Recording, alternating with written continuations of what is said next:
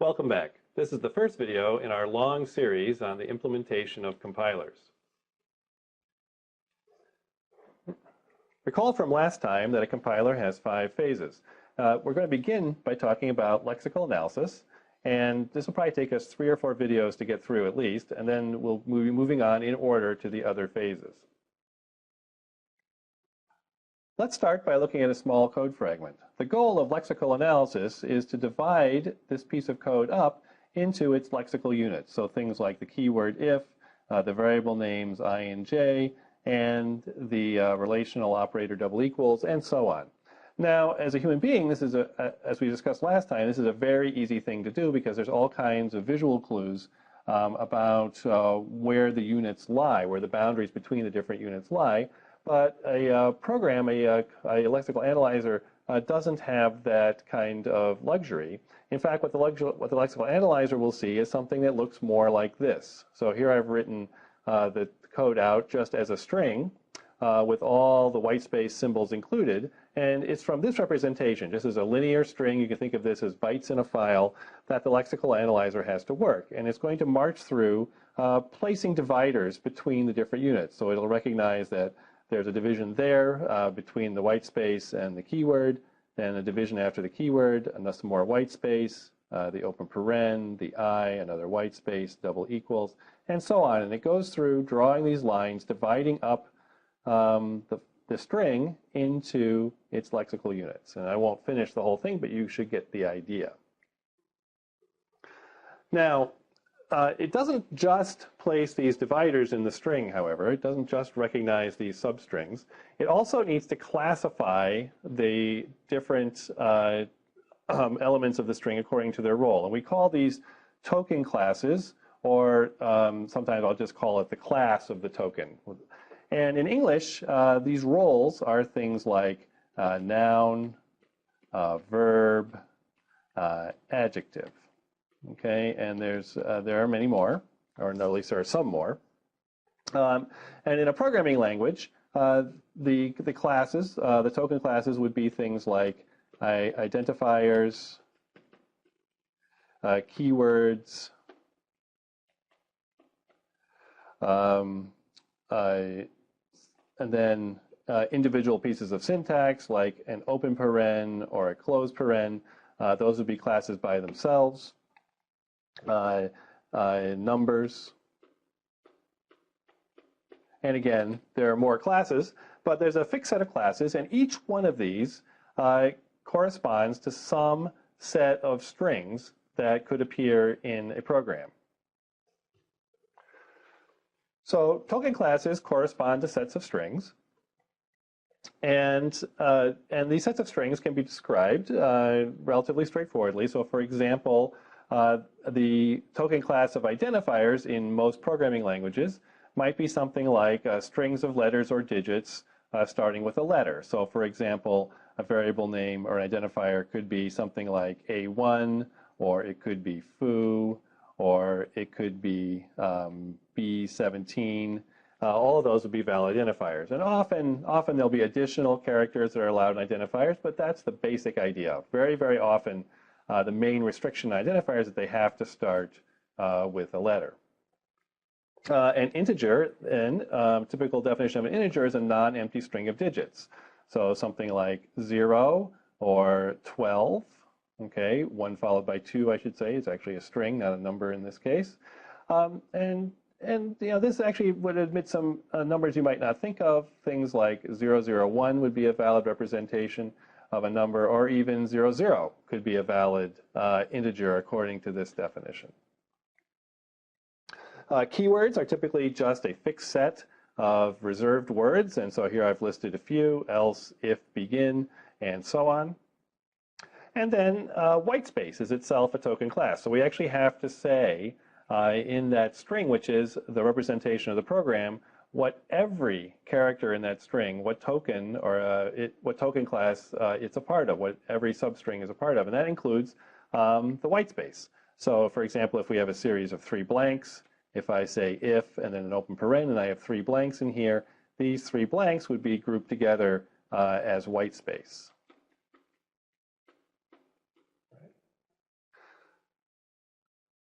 So the goal of lexical analysis is to classify substrings of the program according to their role. This is the token class. Okay, is it a keyword, a variable, an identifier?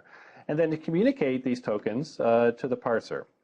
So drawing a picture here, let's switch colors. The lexical analyzer communicates with the parser. Okay, and the functionality here is that the lexical analyzer takes in a string, typically stored in a file, so just a sequence of bytes, and then what it sends to the parser is a sequence of pairs, which are the token class and substring, which I'll just say string here, which is so it sends a string which is a part of the input along with the class, the role that it plays in the language, and this pair together is called a token. All right, and so for example, if my string is that foo equals 42, all right, then that will go through the lexical analyzer and out will come, I'll write it down here, 3 tokens, and these would be identifier, foo, operator, say, equals, and integer, 42. And here I've just left these things as strings to emphasize that these are strings. So this is not the number 42 at this point in time. It's the string 42, which is plays an integer role in the programming language. And then what the parser takes as input is this sequence of pairs. So the lexical analyzer essentially runs over the input string and chunks it up into this sequence of pairs where each pair is a token class and a substring of the original input. Let's return to the example from the beginning of the video. Here it is written out as a string. And our goal now is to lexically analyze this fragment of code. We want to go through and identify the substrings that are tokens and also their token classes. So to do this, we're going to need some token classes. So let's give ourselves some of those to work with. We'll need white space. And so this is sequences of blanks, new lines, tabs, things like that. We'll need keywords. Okay. And we'll need variables, which we'll call identifiers. And we'll need integers, and I'll call those numbers here.